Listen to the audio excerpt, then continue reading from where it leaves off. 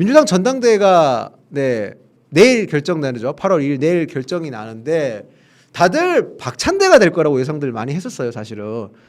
박찬대가 이재명 대통령과 이재명 대통령이 대표 시절에 원내대표로서 호흡을 잘 맞췄고, 제가 코찬대라고 별명이 있지 않습니까? 이재명 대표가 굉장히 가까운 사이라서, 이재명 대통령 체제에서 당연히 박찬대 대표의 당선 가능성 굉장히 많이 봤었습니다. 여의도의 주류에서도 굉장히 많이 그렇게 예측을 했었거든요. 근데 여론조사상 정청래가 계속 압도하고 있고, 실제로 지금 충청도랑 영남 전당대회에서는 정청래가 압승을 했습니다. 민주당 같은 경우는요, 전당대회 경선이 좀 저희랑 다릅니다. 저희 같은 경우는 순회 연설을 하고 투표는 전날 마지막 날 이렇게 이틀에 걸쳐서 투표를 해서 결정을 하는데, 민주당 같은 경우는 순회 경선이라고 해서 지역을 돌면서 즉석에서 그 자리에서 바로바로 결과 발표가 하게끔 돼 있었어요. 그런데 이번에 호우 때문에 피해가 많이 발생해서 충청과 영남까지만 순회 경선을 하고, 나머지 지역 같은 경우는 순회 경선 없이 8월 2일 원샷 경선을 하게끔 바뀌었어요. 이게 박찬대 후보한테 굉장히 유리하게 바뀌었다라고 예측들을 많이 했었거든요. 그런데 그럼에도 불구하고 여전히 정청래가 지금 각종 여론조사에서는 계속 수위를 달리고 있고, 정청래는 20개 여론조사에서 본인이 단 한 번도 뭐 밀린 적이 없다, 1등을 놓친 적이 없다라면서 굉장히 큰 소리 치는데, 제가 민주당 분들한테 얘기 들으니까 민주당에서도 굉장히 적지 않게 당하고 있다고 해요.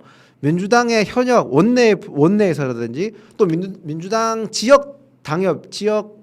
위원회에서도 지역위원회 핵심적으로 활동하는 대의원 같은 경우에서는 박찬대가 계속 지지하는 분들이 훨씬 많대요. 그럼에도 불구하고 민주당의 권리당원들 같은 경우는 정청래를 뽑는다는 거죠. 이게 시사하는 점이 굉장히 큽니다.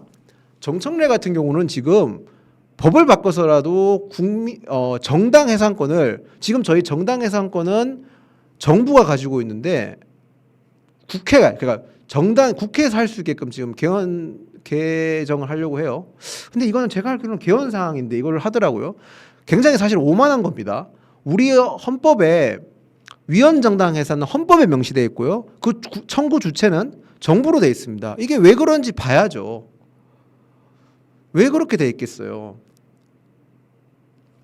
지금 민주당이 지금 굉장히 오만하게 보이고 있어요. 특히 정청래 같은 경우 굉장히 오만방자한 얘기를 많이 합니다. 국민의힘을 협치의 대상으로 보지 않겠다는 얘기까지 하거든요. 저희가 지난 대선 때 비록 졌지만 40% 받았어요. 40% 넘게 받았죠. 국민의힘이 그렇게 못했는 상황이고 엉망진창 경선을 했었음에도 불구하고 40% 넘게 받았다는 거는 국민의힘이 가지고 있는, 그리고 민주당에 대한 반감을 가지고, 이재명 대통령에 대한 반감을 가지고 있는 국민들이 그렇게 많다는 건데, 그럼 국민의힘을 해산시키겠다고 얘기를 하고 있는 거죠. 참 굉장히 오만방자한 얘기인데, 근데 더 분통 터지는 거는 저렇게 정청래 후보가 저렇게 거의 막말에 가까운 얘기를 하더라도 국민의힘에서 제대로 된 대응을 지금 못하고 있다는 거죠. 예. 참 씁쓸합니다. 이 부분. 씁쓸한 일이 되게 많네요, 오늘. 참 그런 게 있고, 그리고 저희가 이 정청래 후보가 지금 저렇게 1등을 달리고 있는 거에 대해서는 여러 가지 볼 부분이 많습니다. 제가 왜 민주당의 전당대회를 소개하냐면, 저희가 이재명 대통령 출범한 지 얼마 안 됐기 때문에 굉장히 권력이 셀 거라 생각했는데 아니라는 거죠. 만약에 그렇게 된다면 박찬대가 지금 압도적으로 이겨야 되는데 정청래가 되잖아요. 그 말인즉슨 저희가 생각할 부분이 되게 많다는 거예요. 민주당은 저희보다 권력 구조가, 내부 권력 투쟁이 굉장히 복잡합니다. 저희는 예전부터 권력 투쟁이 있어도 친이 친박, 아니면 뭐 비박 친박, 그리고 또 나가서는 친윤 비윤 이렇게 됐었고, 지금은 뭐 친한 친윤 이렇게 그러니까 당내 권력 투쟁도 저는 양자 구도였었어요. 대부분 다. 그러니까 그렇게 복잡하진 않았었어요. 근데 민주당 같은 경우는 개파가 굉장히 복잡해요. 그래서 제가 이런 얘기를 옛날에 들은 적이 있어요. 국민의힘 같은 경우는 사무처 당직자들을 공채 시스템으로 뽑거든요. 근데 민주당은 공채 시스템이 없어요. 그 이유가, 공채 시스템이 없는 게 개파가 너무 복잡해가지고 저희 시험을 공채 시스템을 뽑으려면 서류 시험 치고 뭐 절차를 거쳐야 되잖아요. 그 절차 거치는 과정에서 각 계파별로 이렇게 조금 영향을 챙겨주다 보면 너무 많이 계파가 너무 많아서 계파별로 배려해야 될 부분이 너무 많기 때문에 공채를 못 한다는 거예요. 제가 그런 얘기까지 들었었거든요. 그러니까 민주당 내 계파가 이재명 대통령이 아니라 정청래를 따르는 뿌리 깊은 계파가 있다는 거예요. 굉장히 복잡한 얘기죠. 이걸 다른 면으로 보면 이재명 대통령의 권력 구조가 생각보다 튼튼하지 않다는 걸 보여줄 거예요. 만약에 정청래가 민주당 당대표가 됐었을 때 어떤 일이 벌어지냐.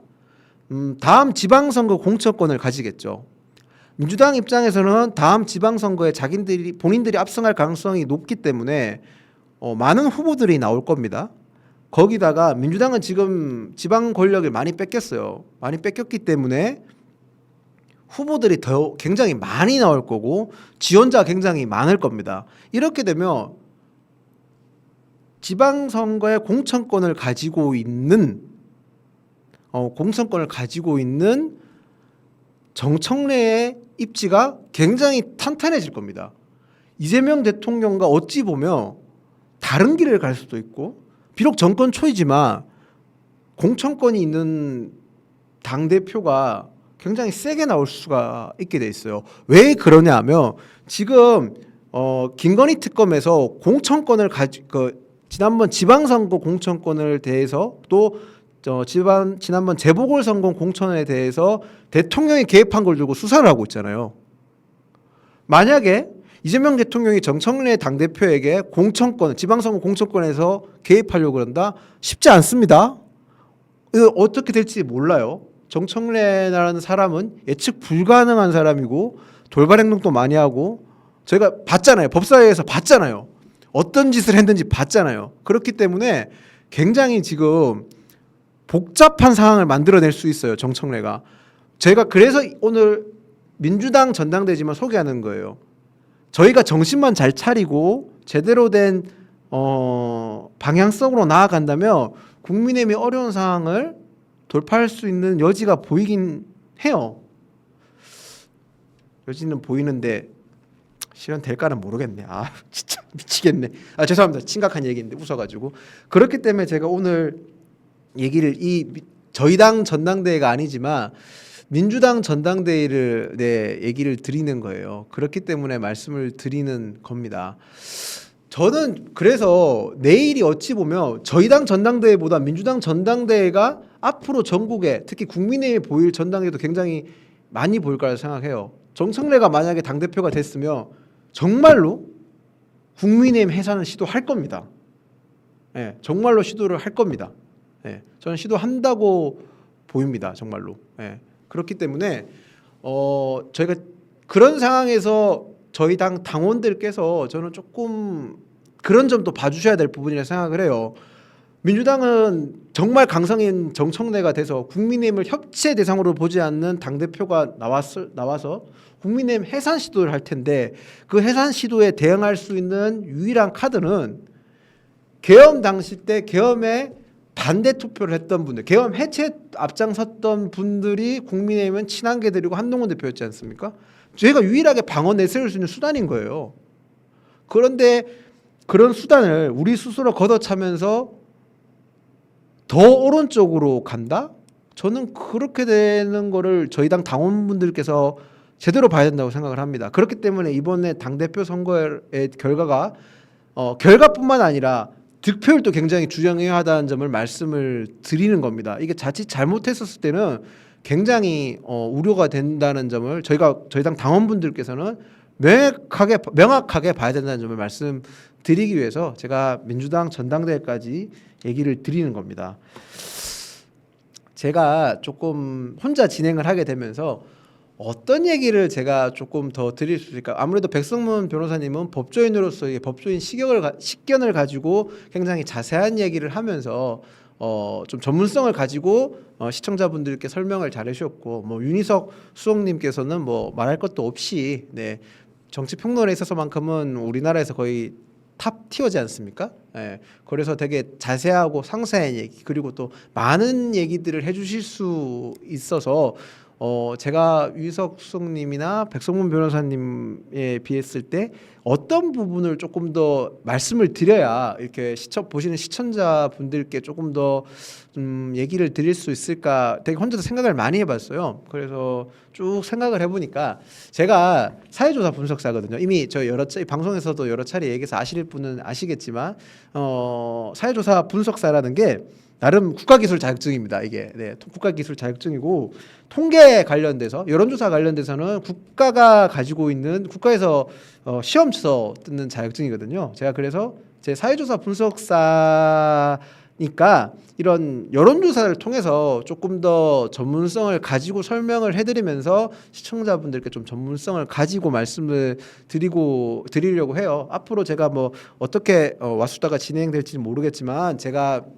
와수다를 계속 혼자 진행하거나 또는 뭐 게스트가 진행됐었을 때 여론조사를 좀 이렇게 전문적으로 소개하는 코너를 만들어서 진행을 해볼까 합니다. 그래서 오늘 이제 다루려고 하는 부분은 사실 뭐 이제 다른 뭐 갤럽이나 뭐 MBS 그러니까 4개 여론조사 합동 여론조사를 좀 다뤄볼까 했는데 지금 때마침 여름 휴가철이라 가지고 지금 2기간이 휴가 때문에 여론조사 발표를 안 해요. 쉽니다. 네, 쉬어서 그 2개 같은 경우는 네. 제가 오늘은 빼고 그래서 첫 번째 조사는 별로 안 다루고 싶었지만 다룰 수밖에 없는 사람에 대해서 다루어 보겠습니다.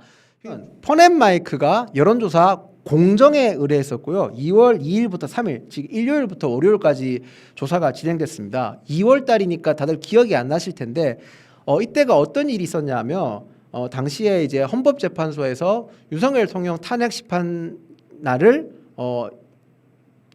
탄핵 심판 심의를 2월 말쯤에 종료할 거라는 얘기가 나왔을 때 나올 수 있다. 2월 말쯤에 탄핵 심판을 변론 종결을 하겠다는 얘기가 나오기 시작했었고 당시에는 헌법재판관들에 대한 신뢰도가 조금 문제 제기가 많았었습니다. 헌법재판관 개개인에 대해서 뭐 정치적 성향이라든지 아니면 이제 문영배 재판관의 SNS를 두고 이렇게 조금 말들이 좀 많이 나왔던 시기라서 보수가 조금 결집하는 시기긴 했었습니다.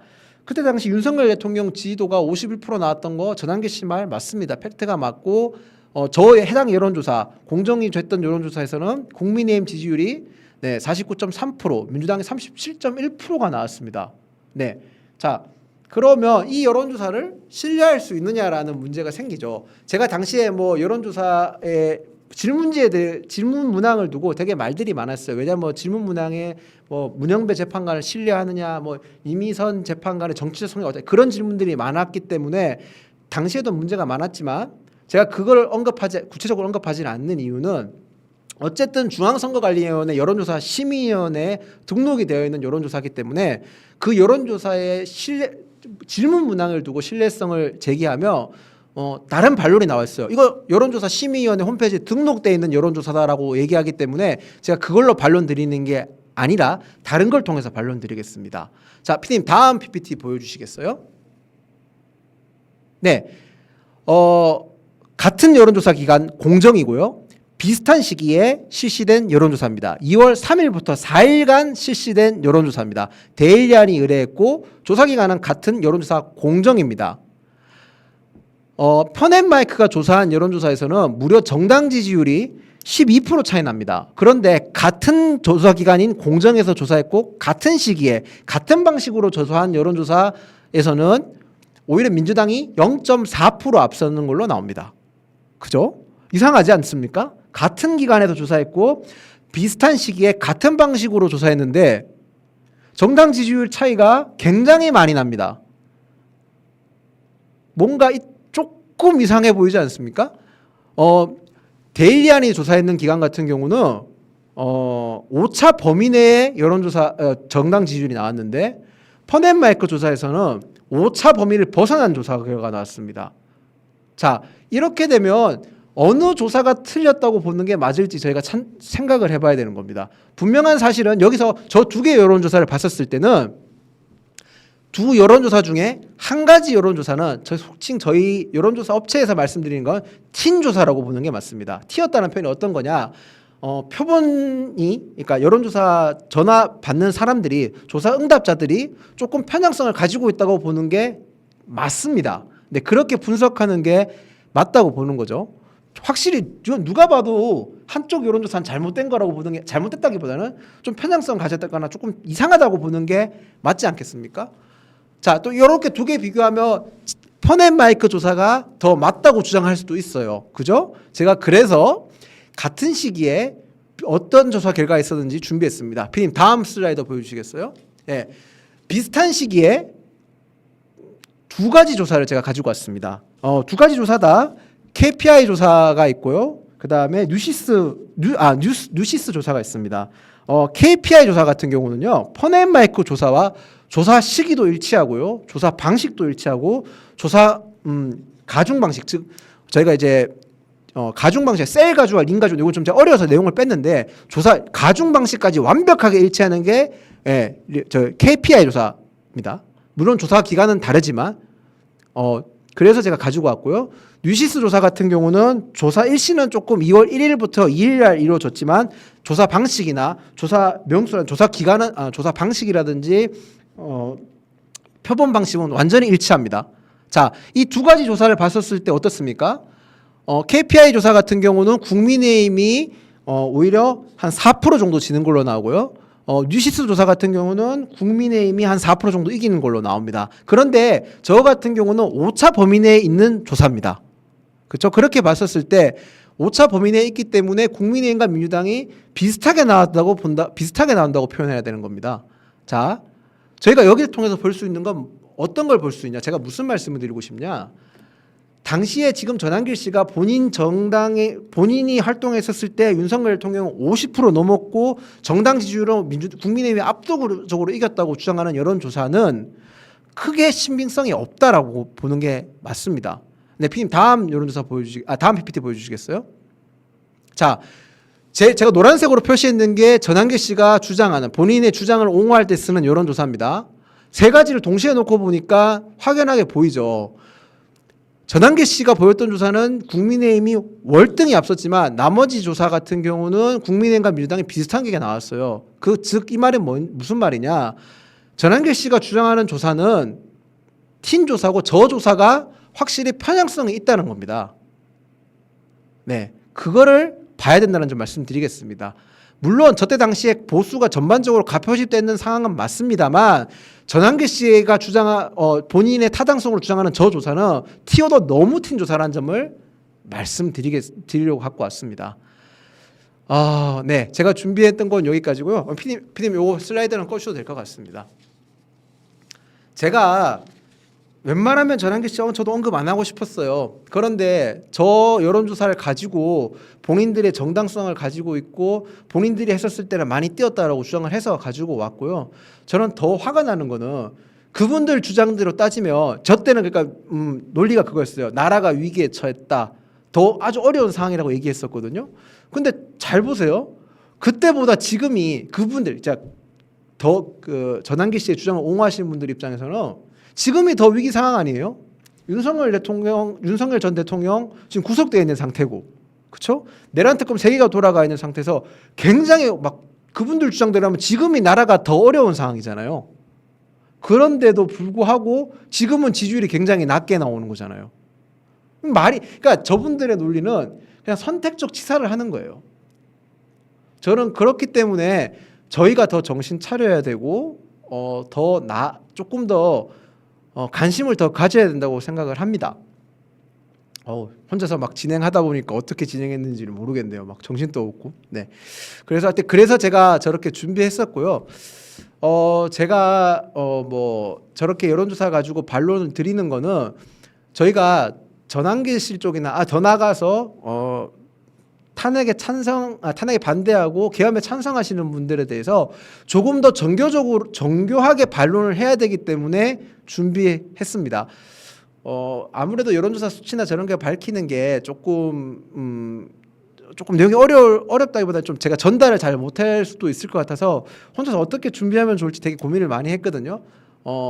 제가 어떻게 좀 더 쉽게 준비할 수 있는지 뭐 그런 것들을 되게 많이 연구해가지고 더 나은 모습을 이렇게 보이도록 하겠습니다. 앞으로는.